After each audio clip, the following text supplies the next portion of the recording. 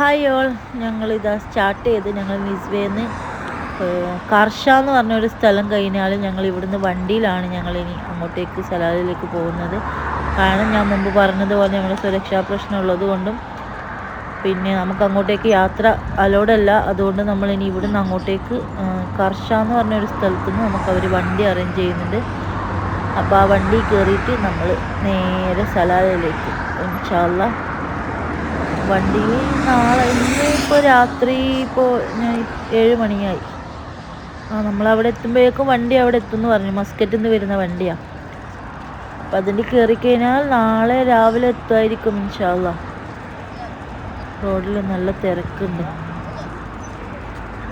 നമ്മൾ ഓരോ സ്ഥലത്ത് എത്തുമ്പോഴും ഓരോരുത്തരും നമ്മളെ വന്ന് കണ്ട് നമുക്ക് വേണ്ടുന്ന കാര്യങ്ങൾ അവരെ തിരക്കെല്ലാം മാറ്റി വെച്ചിട്ട് നമ്മളെ വന്ന് കണ്ട് നമുക്കത് ഭയങ്കര ഒരു ഹാപ്പിനെസ്സാണ്. നമുക്ക് കൂടുതൽ മുമ്പോട്ടൊക്കെ പോകാൻ ഭയങ്കര എന്താ പറയുക, നമുക്ക് ആ ഒരു നിമിഷം കിട്ടുന്ന ആ ഒരു അവരെ കരുതൽ നമുക്കത് ഭയങ്കര ഒരു ഇതാണ്. അപ്പോൾ ഓരോരുത്തർക്ക് പറ്റാവുന്ന രീതിയിലാണ് നമ്മളെ ഹെൽപ്പ് ചെയ്തും ഓരോ സ്ഥലത്ത് എത്തുന്നതിനനുസരിച്ചിട്ട് നമുക്ക് ഭയങ്കര ഒരു സന്തോഷം തരുന്ന കാര്യം അത്. ഇത് ബ്രിഡ്ജ്, നിസ്വേലെ ബ്രിഡ്ജ്. നമ്മൾ വലിയ വലിയ വണ്ടി കയറി വരുന്നതുകൊണ്ട് നമ്മൾ സൈക്കിൾ ഉരുട്ടിയിട്ട് കയറുന്നത്.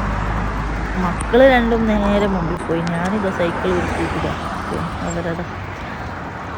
അപ്പോൾ ഇനി ഇൻഷാ അല്ലാഹ് ഇനി സലാല എത്തിയിട്ട് വീഡിയോ ചെയ്യാം. എല്ലാവരും ചോദിക്കുന്നുണ്ട്, ഒരുപാട് ആളുകൾ ഇങ്ങനെ പറയുന്നുണ്ട്, പിന്നെ സോഹാർ ടു സലാല എന്ന് പറഞ്ഞിട്ട് ഇപ്പോൾ സോഹാർ ടു നിസ്വേ വരെയല്ലേ ഉള്ളൂ.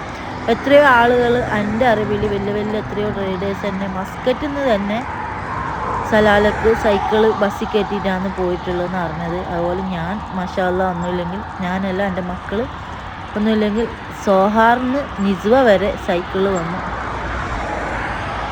അത് ഭയങ്കര ഒരു പ്രൗഡായിട്ടുള്ള കാര്യം തന്നെയാണ് എന്നെ സംബന്ധിച്ച്. അപ്പോൾ നമ്മളെ വണ്ടി ഇപ്പോൾ അവിടെ എത്തും ഇൻഷാ അല്ലാഹ്. ഞങ്ങൾ നെക്സ്റ്റ് വീഡിയോ സലാലിൽ നിന്നായിരിക്കും.